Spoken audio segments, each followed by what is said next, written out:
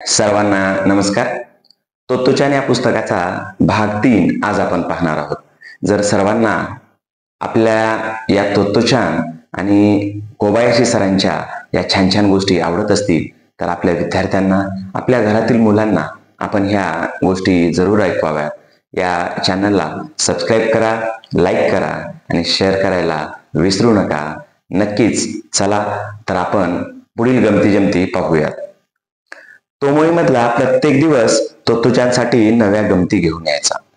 ती शाळेत जायला इतकी आतुर असायची की ती सकाळ फारच उशिरा होते असं तिला वाटायला लागायचं. आणि संध्याकाळी घरी आलं की शाळेतल्या गमती जमती आई बाबा आणि रॉकीला किती सांगू आणि किती नको असं होऊन जायचं. अगं आत्ताच आलीयस, आधी खाऊन घे मग बडबड कर. शाळेत जायला लागून बरेच दिवस झाले तरी सुद्धा रोज रोज सांगण्यासारखं कितीतरी आहे असं आईला वाटायचं. एक दिवस शाळेत जाताना गाडीत बसल्या बसल्या तोत्तोचानला अचानक वाटलं की तोमोई शाळेला स्वतःच असं गाणं नाही. ती एकदम अस्वस्थ झाली. शाळेत पोचल्या पोचल्या याचं उत्तर शोधायचं असं ठरवून ती गाडीच्या दारातून उभी राहिली. अजून तर जिवगा ओका यायला 2 स्टेशन बाकी होती, पण तोत्तोचानला धीरच येत धरत नव्हता.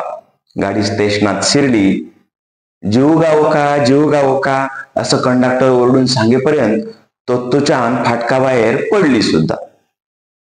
वर्गात शिरल्या शिरल्या तिनं समोर दिसलेल्या ताईचानला विचारलं, ताईचान, आपल्या शाळेला गाणं नाहीये का रे?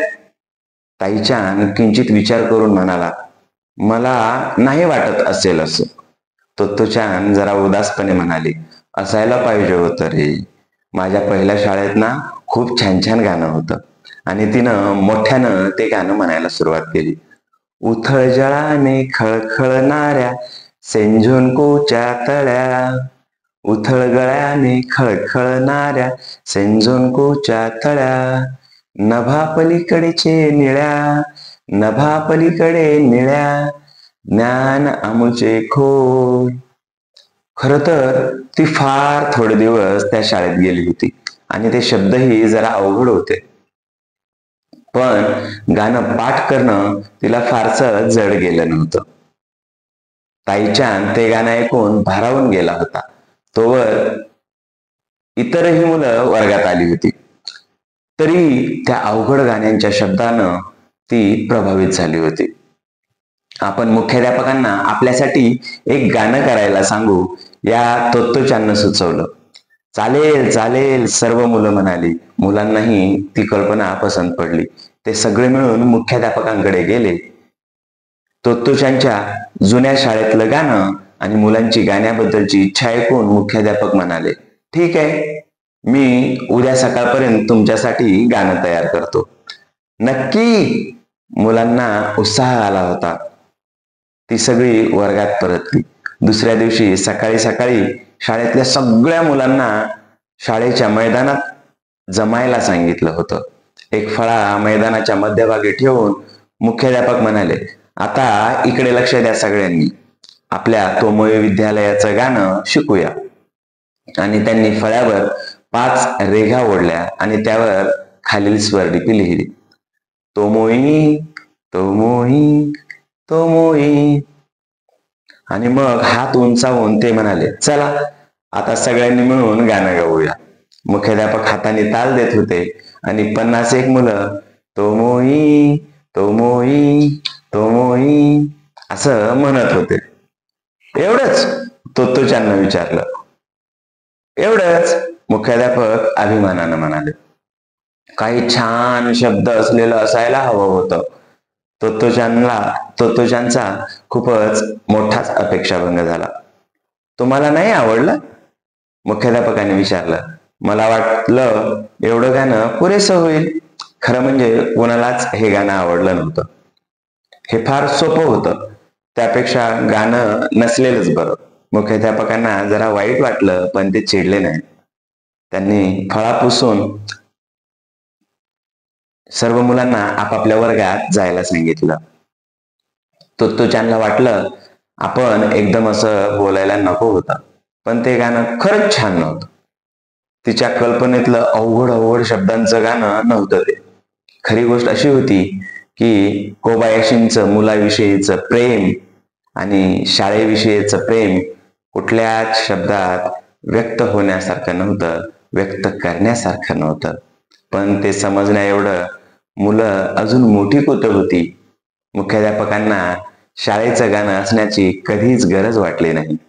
मुलंही लवकरच ती विसरून गेली आणि फळ्यावरच्या शब्दाबरोबरच ते प्रकरण तिथंच संपून गेलं. तोमुळे विद्यालयाला नंतरही स्वतःच असं गाणं कधीच नव्हतं. सगळं पुन्हा आत टाक. ज्या दिवशी तिचा लाडका बटवा संडासात पडला त्या दिवसा इतकं काम तोत्तोचाननं जन्मात कधीच केलं नव्हतं. तो बटवा तोत्तोचानचा खूप आवडता होता आणि तो होताही तसाच आवडण्यासारखा. त्यावर लाल हिरव्या चौकटी होत्या आणि चौकोनी आकाराच्या त्या चपट्या बटव्यावरचा तुरा तर फारच मस्त होता. या आपल्या तोत्तोचानला एक गमतीशीर सवय होती. संडासला जाऊन आलं की परत त्यात वाकून बघायचं. तिच्या या सवयीमुळं तिनं अगोदरच कितीतरी छान छान टोप्या घालवल्या होत्या. त्यावेळेसचे संडास आजच्या इतके सुधारलेले नव्हते. संडासात नुसताच डबक्यासारखा खड्डा असायचा. पण तोत्तोचानच्या कुठचं लक्षात राहायला. त्याही दिवशी शाळा सुरू होण्याआधी ती संडासात गेली. आईनं सांगितलेलं विसरली आणि तिच्या लक्षात येण्याआधीच तिचा बटवा हातातून सुटून खालच्या डब्यात पडला. खाली गडद अंधार होता. बटवा दिसेनासा झाला होता. तोत्तोचानला तर रडूच यायला लागलं. पण तिनं रडायचं नाही असं ठरवलं. तिला तो बटवा शोधायचा होता. पहारेकऱ्यांच्या टपरीतून तिनं एक फावडा आणलं. त्या फावड्याचा दांडा खरं तर तिच्या उंचीच्या तिप्पट होता. पण तिला त्याचं काही विशेष वाटलं नाही. ती हे फावडं घेऊन शाळेच्या मागच्या बाजूला गेली आणि संडासाच्या नाल्यांचं झाकण शोधायला तिनं सुरुवात केली. तिला वाटलं होतं की संडासाच्या भिंतीमागेच कुठेतरी असेल, पण खूप शोधाशोध केल्यानंतरही ते तिला सापडलं नाही. आणि खूप शोधाशोध केल्यास भिंतीपासून 1 यार्डभर दूर अंतरावर शेवटी तिला ते झाकण सापडलं. मोठ्या कष्टानं तिनं ते बाजूला केलं. तिनं त्या खड्ड्यात वाकून बघितलं. बाप रे, कोहिनूबुस्तूच्या तळ्या एवढं आहे, ती म्हणाली. तिनं ते डबकं फावड्यानं रिकामं करायला सुरुवात केली. पहिल्यांदा तिनं जवळपास खणून पाहिलं, पण तो खड्डा खूपच खोल आणि मोठा होता. कारण वेगवेगळ्या संडासातून आलेले नाले तिथं एकत्र आलेले होते. त्यात ती स्वतः देखील पडण्याची भीती होतीच. म्हणून तिनं बाजूबाजूंनी खणायचं ठरवलं. प्रत्येक फावड्यातला चिखल ती लक्षपूर्वक बघत होती, पण त्यात बटवा दिसत नव्हता. तिला फार वेळ लागेलसं वाटलं नव्हतं. कुठे बरं गेला बटवा? तेवढ्यात तास सुरू झाल्याची घंटा झाली. काय करावं तिला समजेना. पण एवी तेवढी एवढं केलंच आहे म्हणून तिनं काम पूर्ण करायचं ठरवलं. तिनं पुन्हा एकदा जोमाने कामाला सुरुवात केली. आता जमिनीवर चिखलाचा चांगलाच ढीग जमला होता. तेवढ्यात मुख्याध्यापक तिकडून आले. काय करतेस ग? त्यांनी विचारलं. माझा बटवा पडलाय, तिनं उत्तर दिलं. असं होय, ते म्हणाले आणि पाठीमागे हात बांधून शांतपणे निघून गेले. थोडा वेळ गेला. बटवा बाहेर यायला तर तयार नव्हता आणि कुबट वासाचा तो ढीग वाढतच चालला होता. मुख्याध्यापक परत आले. सापडला का? त्यांनी विचारलं. नाही, त्या ढिगाऱ्याच्या मध्येच घामानं निथळत उभ्या असणाऱ्या तोत्तोचाननं उत्तर दिलं. मुख्याध्यापक तिच्या जवळ आले आणि मऊ आवाजात म्हणाले, तुझं काम झालं की तू सगळं पुन्हा टाकशील ना? हो हो, तोत्तोचाननं घाईघाईनं उत्तर दिलं आणि पुन्हा खणायला सुरुवात केली. आणि अचानक तिच्या डोक्यात आलं, काम झालं की हा सगळा चिखल आत टाकता येईल, पण वाहून गेलेल्या पाण्याचं काय करायचं? पाणी हळूहळू जमिनीत झिरपायला लागलं होतं. तोत्तोचान थांबली. झिरपलेलं पाणी आत कसं टाकणार? तिनं खूप विचार केला होता. तिनं मुख्याध्यापकांना कबूल केलं होतं की सगळं आत टाकणार आहे म्हणून. शेवटी तिनं थोडीशी ओली मातीच खड्ड्यात टाकायची असं ठरवलं. एव्हाना तो ढीग म्हणजे खरोखरच डोंगर झाला होता. पण बटवा सापडण्याची काही लक्षणं नव्हती. तो बहुधा मध्येच कुठेतरी अडकून बसला होता. पण आता तोत्तोचानला बटव्याचं काहीच वाटत नव्हतं. तिने तिच्याकडून सर्व प्रयत्न केले होते आणि त्याबद्दल ती समाधानी होती. तिच्या या समाधानाचं श्रेय निसंशय तिच्यावर न रागवणाऱ्या कोबायाशी सरांवर होतं.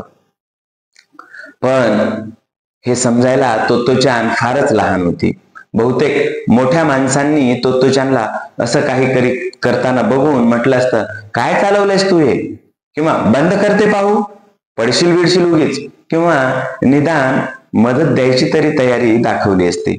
पण मुख्याध्यापकांनी यातलं काहीच केलं नव्हतं. म्हणून तोत्तोचानचाही आत्मविश्वास वाढलेला होता. एवढा सगळा प्रकून त्या दिवसानंतर तोत्तोचाननं कधीच संडासात वाकून पाहिलं नाही आणि तिला वाटलं की मुख्याध्यापकांवर आता ती खूप विश्वास ठेवू शकेल आणि तिला ते पूर्वीपेक्षाही जास्त आवडायला लागले होते. तिनं आपलं वचन पाळलं आणि उपसलेला सगळा ढीग पुन्हा आत टाकला. खणून टाकण्या इतकं ते काम अवघड नव्हतं. तिनं वरून थोडी ओली मातीही टाकली. नंतर जमीन एकसारखी केली. झाकण होतं तसंच घातलं आणि फावडंही जागेवर नेऊन ठेवलं. त्या दिवशी रात्री तोत्तोचान त्या सुंदर बटव्याचा विचार करत होती. तिला बटवा हरवण्याचं वाईट वाटत होतं, पण दिवसभराच्या श्रमानं ती इतकी थकली होती की कधी झोप लागली हे तिलाच समजलं नाही. इकडे तिनं काम केलेल्या जागी ओली जमीन चंद्रप्रकाशात चमचमत होती. नवा डबा आला. आपल्या शाळेत आगगाडीचा अजून एक डबा येणार आहे, जेवणाच्या सुट्टीत मिओचाननं सांगितलं. मिओचान ही मुख्याध्यापकांची तिसरी मुलगी. ती तोत्तोचानच्याच वर्गात शिकत होती. शाळेत अगोदरच 6 डबे आणलेले होते. मिओचान म्हणाली की त्या डब्यात ग्रंथालय करणार आहेत. त्यांची उत्सुकता वाढली होती. कसा आणतील रे ते डबा? कोणीतरी प्रश्न विचारला. प्रश्न गहन होता. सगळेच क्षणभर विचारात पडले. कदाचित ओळी माचीच्या रुळावरून आणतील आणि मग इकडच्या बाजूला फुटणाऱ्या फाट्यावर शाळेत आणतील, एकानं सुचवलं. मग एक म्हणाला, रुळावरून उतरून रस्त्यावरून आणावं लागेल ना? दुसऱ्याने शंका उपस्थित केली. नाही, दुसऱ्या एखाद्या गाडीवरून आणतील. अजून एकाची कल्पना. एवढी मोठी गाडी कुठून आणणार? मध्येच कुणीतरी अडवलं. अशीच चर्चा होत राहिली. आगगाडीचा डब्बा कुठल्याच गाडीवरून, अगदी ट्रकवरून सुद्धा आणणं शक्य नाही हे मुलांना समजून चुकलं होतं. पण मग काय? बराच वेळ विचार करून तोत्तोचान एकदम म्हणाली, रूळ. एखाद्या वेळेस ना ते शाळेपर्यंत रूळ टाकतील. कुठपासून? कोणीतरी विचारलं. कुठपासून म्हणजे? आता तो डब्बा जिथं आहे तिथपासून, ती म्हणाली. खरं तर आपली ही सूचना तिलाही तितकीशी चांगली वाटली नाही, कारण तो डब्बा आता कुठं असेल हे तिलाही माहिती नव्हतं आणि शाळेपर्यंत रूळ घालणं सोपं नव्हतं. रूळ घालायचे म्हणजे मधली घरं वगैरे पाडणार की काय? खूप वेळ चर्चा करून काहीच निष्पन्न होईना. तेव्हा मुलांनी ठरवलं, आज दुपारी शाळा सुटल्यावर शाळेतच थांबायचं आणि नवीन ग्रंथालय कसं आणतात ते पाहायचं. मुख्याध्यापकांच्या परवानगी विचारण्यासाठी मिओचानची निवड झाली. थोड्याच वेळात ती परत आली. तो डबा रात्री खूप उशिरा येणार आहे, तिने सांगितलं. ज्यांना खरंच पाहायची इच्छा असेल त्यांनी आईबाबांची परवानगी घेऊन रात्री यायला काही हरकत नव्हती. रात्रीचं जेवण झालं की त्यांनी आपले घरचे कपडे आणि पांघरून घेऊन यायचं. घरचे कपडे आणायचे? मुलांचा उत्साह वाढला होता आणि पांघरून सुद्धा त्यांचा विश्वासच बसत नव्हता. त्या दिवशी कोणाचंच अभ्यासाकडे लक्ष नव्हतं. शाळा सुटल्याबरोबर सगळे सरळ घरी गेले आणि संध्याकाळी पुन्हा भेटू या आशेनच. घरी पोचल्या पोचल्या तोत्तोचाननं सांगितलं, नवा डबा येणार आहे, कसा ते माहित नाही. घरचे कपडे आणि पांघरून घेऊन शाळेत जायचे. मी जाऊ? आता एवढ्यावरून बिचारे आईनं काय समजावं, पण तोत्तोचानच्या गंभीर चेहऱ्यावरून काहीतरी वेगळं आहे असं आईला समजलं. आईनं बरेच प्रश्न विचारले, तेव्हा कुठे तिच्या लक्षात सगळा प्रकार आला. आईला वाटलं तोत्तोचाननं रात्री जायलाच पाहिजे, कारण अशी संधी नेहमी नेहमी मिळत नाही. तिला तर तो डब्बा आणलेला बघायला स्वतः सुद्धा आवडलं असतं. आई जेवण झाल्यावर तोत्तोचानला घेऊन शाळेत गेली. 8-10 मुलं तिथं आधीच जमली होती. त्यात काही मोठी मुलंही होती. त्यांनी तोत्तोचानच्या वर्गातल्या मुलांकडून ऐकलं होतं. 1-2 इतरही मुलांच्या आया बरोबर आलेल्या होत्या. त्यांना तिथंच थांबण्याची इच्छा होती, पण मुख्याध्यापकांनी सर्व मुलांची जबाबदारी घेतली आणि आया निश्चिंत मनानं घरी गेल्या. आपलं ग्रंथालय आलं की मी तुम्हाला उठवीन असं म्हणून सभागृहामध्ये झोपण्याची तयारी मुख्याध्यापकांनी करायला सांगितली. मुलांना वाटलं आज त्यांना झोपच लागणार नाही, पण खरं म्हणजे ती सगळी दमली होती. नक्की उठवा असं म्हणत त्यांना कधीच झोप लागली होती हे समजलंही नाही.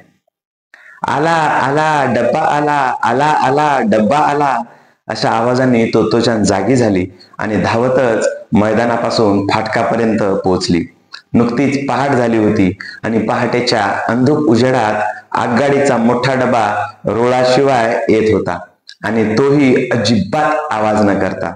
तो डबा एका चाकाच्या गाडीवरून आणला होता आणि ती गाडी ट्रॅक्टरला जोडली होती. ट्रॅक्टर नावाचंही काही असतं जे आगगाडीचा डब्बा सुद्धा ओढू शकतं असा नवाच शोध तोत्तोचानला लागला होता. सावकाश सावकाश तो डब्बा शाळेच्या फाटकापर्यंत येऊन पोहोचला. त्या काळी क्रेन नव्हत्या, त्यामुळे डबा शाळेच्या मैदानापर्यंत पोहोचवायला खूपच अवघड आणि खूपच त्रास झाला. ट्रॅक्टरच्या माणसांनी वरून हळूहळू तो ढकलायला सुरुवात केली. नीट लक्ष देऊन बघा, मुख्याध्यापकांनी सांगितलं. त्याला रोलर म्हणतात. त्याच्या मदतीनं कितीही अवजड वस्तू ढकलत ढकलत नेता येते. जोर लगा के हैया, जोर लगा के हैया कामगार एका सुरात गात होते आणि त्याच तालावर सूर्यही हळूहळू वर येत होता. इतर 6 डब्यांप्रमाणेच याही डब्यांची चाकं काढून टाकली होती. त्या डब्याची भटकंती आता संपली होती आणि लहान मुलांच्या निरागस हास्याचा वावर आता तिथं होणार होता. घरच्या कपड्यांमध्ये सकाळच्या उन्हात मुलं आनंदानं बागडत होती. मुख्याध्यापकांभोवती फेर धरून नाचत होती आणि मुख्याध्यापक आनंदानं आणि कौतुकानं हसत होते. मुख्याध्यापकांचं हास्य पाहून मुलांचा उत्साह वाढला होता. पोहण्याचा तलाव. त्या दिवशी त्यांचा आनंद त्यांच्यापैकी कुणीच कधीच विसरू शकलं नाही. तोत्तोचानच्या आयुष्यातला तो सुवर्णाक्षराने लिहून ठेवावा असा दिवस होता. त्या दिवशी ती पहिल्यांदा तलावात पोहली होती आणि तेही पोहण्याच्या पोशाखाशिवाय. त्या दिवशी सकाळीच मुख्याध्यापक म्हणाले, उन्हाळा फार वाढलाय, मला वाटतं तलाव भरून टाकावा. हे सगळेच मुलं आनंदाने उड्या मारू लागले. तोत्तोचान आणि इतर पहिलीतली मुलं तर आणखीनच खुश होती. तो मुळीमधला तलाव इतर तलावांसारखा चौकोनी नव्हता. त्याचा आकार बराचसा होडीसारखा होता, पण तो भरपूर मोठा होता. वर्गाच्या आणि सभागृहाच्या मधल्या मैदानात तो तलाव होता. वर्ग चालू असताना तोत्तोचाननं आणि सर्व मुलांचं लक्ष खिडकी बाहेर जात होतं. तलाव रिकामा असताना त्यात खूप पालापाचोळा पडला होता, त्यामुळे तो मैदानासारखाच दिसायचा. पण आता स्वच्छ करून त्यात पाणी सोडल्यावर मात्र तो खरा पोहण्याचा तलाव दिसू लागला होता. शेवटी एकदाची सुट्टी झाली आणि सगळी मुलं तलावाभोवती गोळा झाली. मुख्याध्यापक त्यांना म्हणाले, चला थोडेसे व्यायाम प्रकार करा आणि पाण्यात उतरा. मग पोहण्याचा पोशाख. तोत्तोचानच्या मनात आलं. ती आई बाबांबरोबर काकामुराला पोहायला जायची तेव्हा ती पोशाख घालायची. रबरी टालर आणि तऱ्हेतऱ्हेच्या गोष्टी बरोबर घेऊन जायची. मुख्याध्यापकांनी मात्र यातलं काहीच साथ दिलं नव्हतं. तेवढ्यात तिच्या मनातलं समजल्याप्रमाणे मुख्याध्यापक म्हणाले, पोशाखाची चिंता करू नका, सभागृहाच्या मध्ये जा आणि पहा. जेव्हा तोत्तोचान आणि इतर पहिलीतली मुलं सभागृहात पोचली तेव्हा मोठी मुलं त्यांचे कपडे काढून ठेवत होती आणि मुलं आनंदानं नाचत होती. अंगावर एकही कपडा न घालता ती मुलं मैदानाकडे धावत होती. उन्हामध्ये कपड्याशिवाय खूप बरं वाटत होतं. ते मैदानापाशी पोहोचले तेव्हा इतरांचे व्यायाम प्रकार सुरू झालेले होते. तोत्तोचान अनवाणी पायाने धावतच तिथे गेली. पोहायला शिकवणार होता मिओचान चा मोठा भाऊ, मुख्याध्यापकांचा मुलगा आणि एक उत्तम क्रीडापटू. तो तोमईमध्ये शिक्षक नव्हता, पण विद्यापीठाच्या पोहण्याच्या संघात होता. त्याचं आणि शाळेचं नाव एकच होतं, तोमोई. व्यायाम झाल्यावर मुलांनी नाचत चित्कारत अंगावर गार पाणी घेतलं आणि भराभर तलावात उड्या मारल्या. इतर सगळ्यांनी उड्या मारल्या, पण त्यांचे पाय खाली टेकतात याची खात्री होईपर्यंत तोत्तोचान मात्र उतरली नव्हती. पाणी गरम नव्हतं, पण थंडही नव्हतं. तिथे अगदी मस्त वाटत होतं आणि कोणत्याही बाजूला हात पसरला तरी नुसतंच पाणीच पाणी होतं.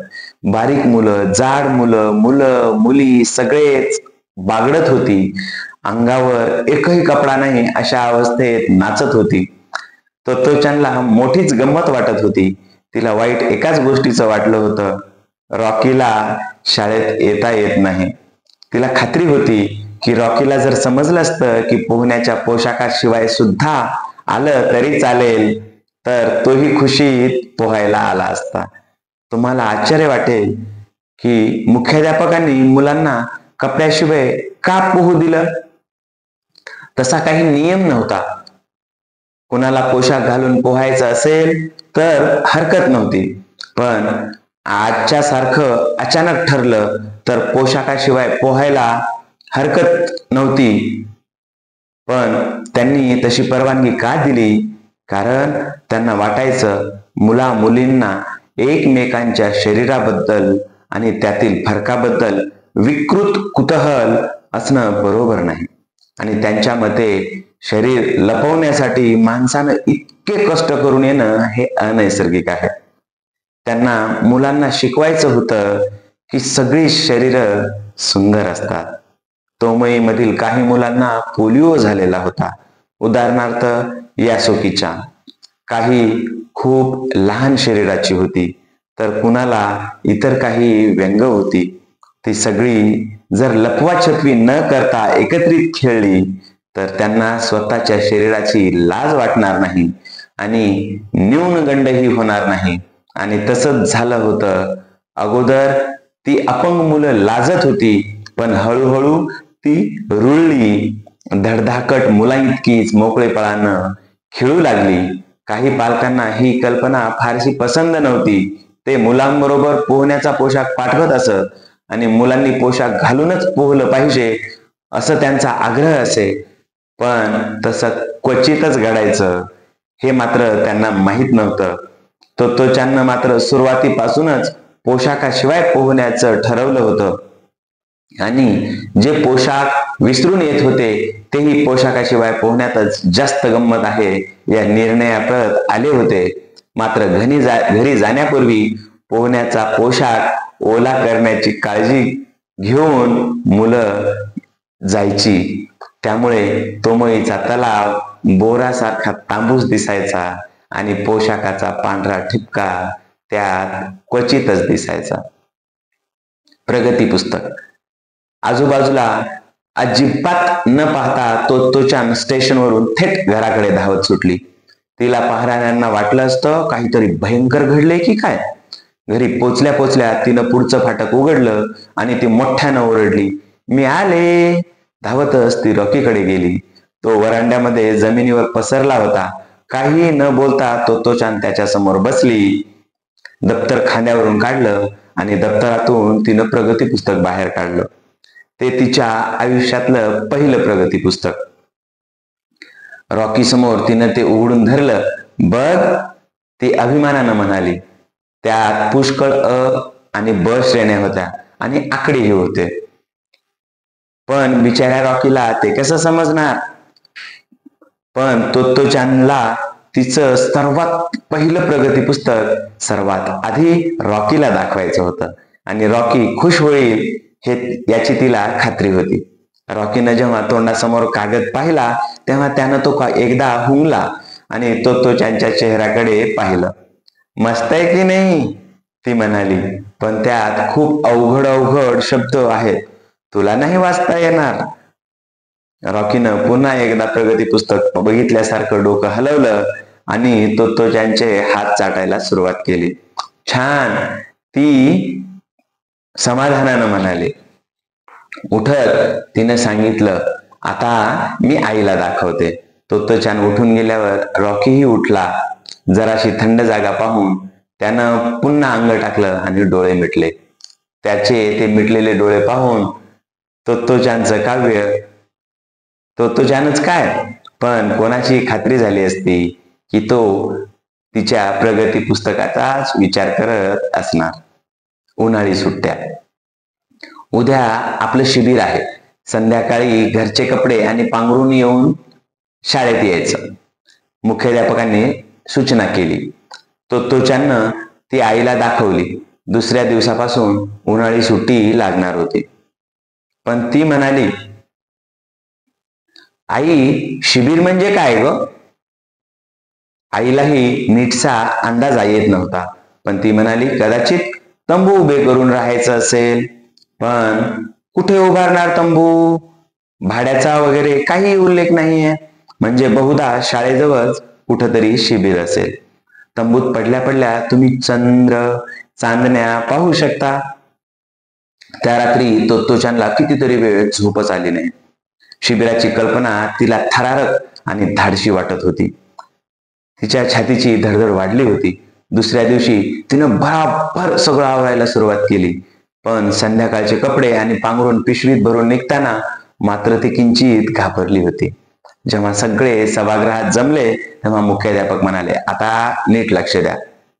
हातामध्ये जाड ताडपत्री सारखा दिसणारा हिरवा तंबू घेऊन ते सभागृहाच्या छोट्याशा व्यासपीठावर गेले आणि काही क्षणातच त्यांनी दोऱ्या सोडवून तंबू उघडला. मी आता हा तंबू कसा उभारणार हे दाखवणार, ते म्हणाले. बघता बघता त्यांनी एकट्यांनी तंबूच्या दोऱ्या खेचून खांब उभा केले. तंबूमध्ये हवा भरली आणि सुंदरसा तंबू तयार झाला.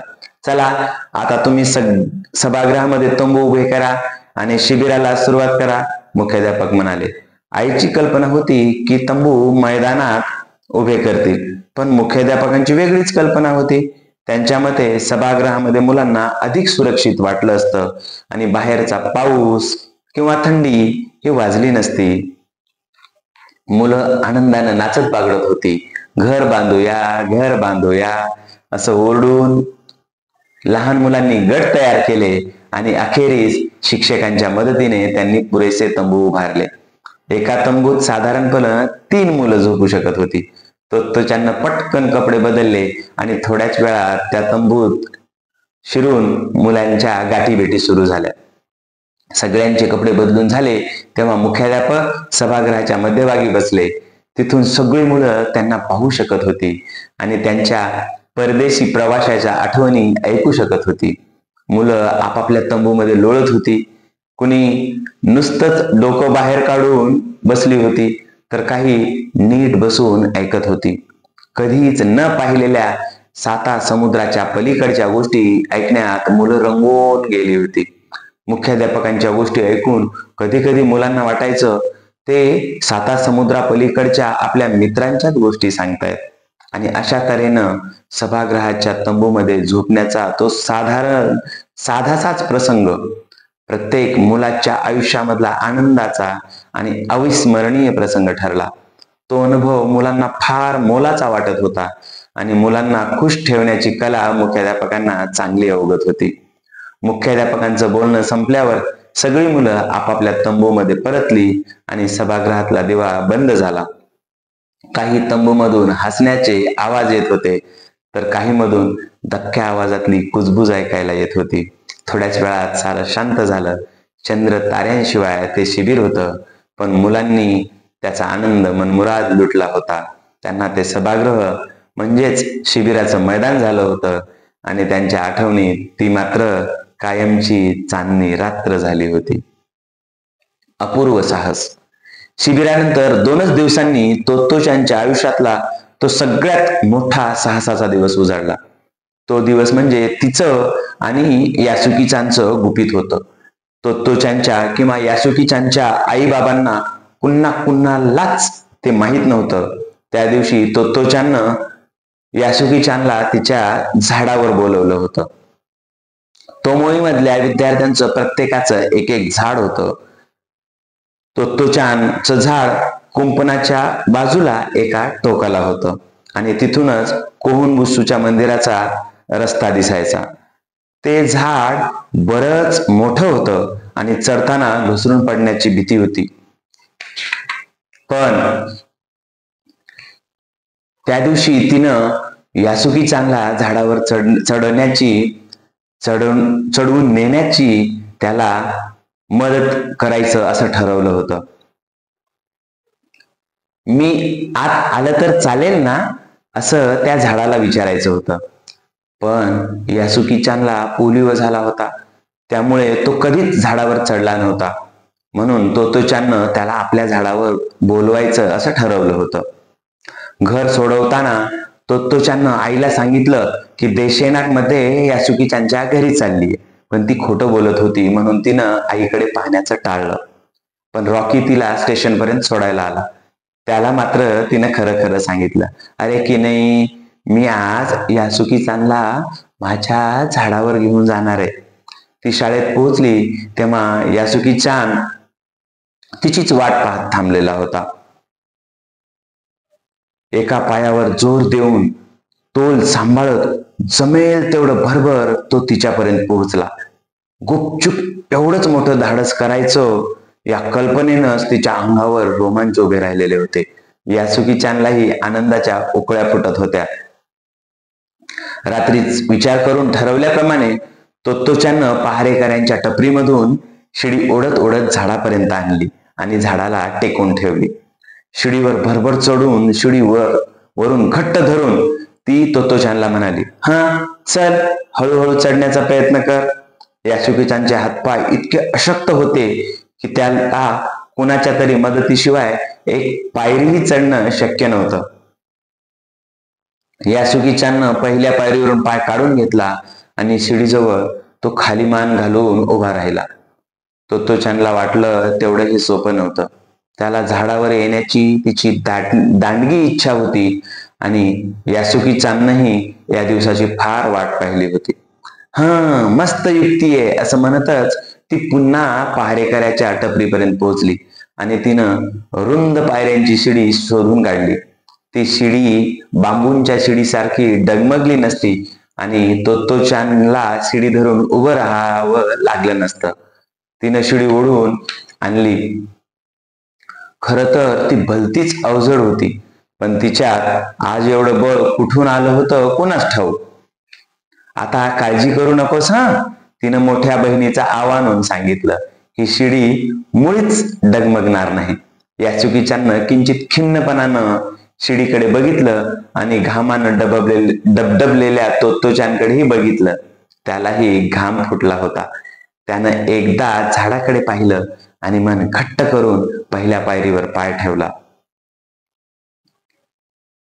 शिडीच्या सर्वात वरच्या पायरीवर पोहोचायला किती वेळ लागला याचं भान दोघांनाही नव्हतं. शेवटच्या पायरीवर ते पोहोचले आणि तोत्तोचान अत्यानंदानं ओरडले, हे! पण पुढे तोत्तोचाननं पटकन फांदीवरून उडी मारली तरी यासुकी-चान शिडीवरून फांदीवर कसा येणार? आता तिला अचानक रडावंसं वाटत होतं. इतके प्रयत्न केले आणि आता? पण ती रडली नाही, कारण मग कदाचित यासुकी-चानलाही रडू आलं असतं. तिनं त्याचा दुबळा अशक्त हात हातात घेतला. बराच वेळ तिनं हात तसाच धरला आणि एकदम म्हणाली, तू त्या पायरीवर झोप, मी तुला वर ओढून घ्यायचा प्रयत्न करते. एखाद्या मोठ्या माणसानं जर हे तिला पाहिलं असतं तर तो माणूस नक्कीच घाबरून ओरडला असता. ते दृश्य तसं भयानक होतं. पण यासुकीचांचा मात्र तिच्यावर पूर्ण विश्वास होता आणि तोत्तोचाननं तर त्याच्यासाठी स्वतःचा जीवही धोक्यात घातला होता. खूप वेळानंतर ते दोघेही झाडावर समोरासमोर उभे होते. घामानं चिंब झालेले केस मागे सारत कमरेत झुकून तोत्तोचान म्हणाली, माझ्या झाडावर तुझं स्वागत असो. यासुकी-चान झुकून किंचित हसत कृतज्ञतेने म्हणाला, मी आत येऊ का? तिथून खूप दूरवरचं आकाश दिसत होतं. हं, असं असतं झाडावर चढणं.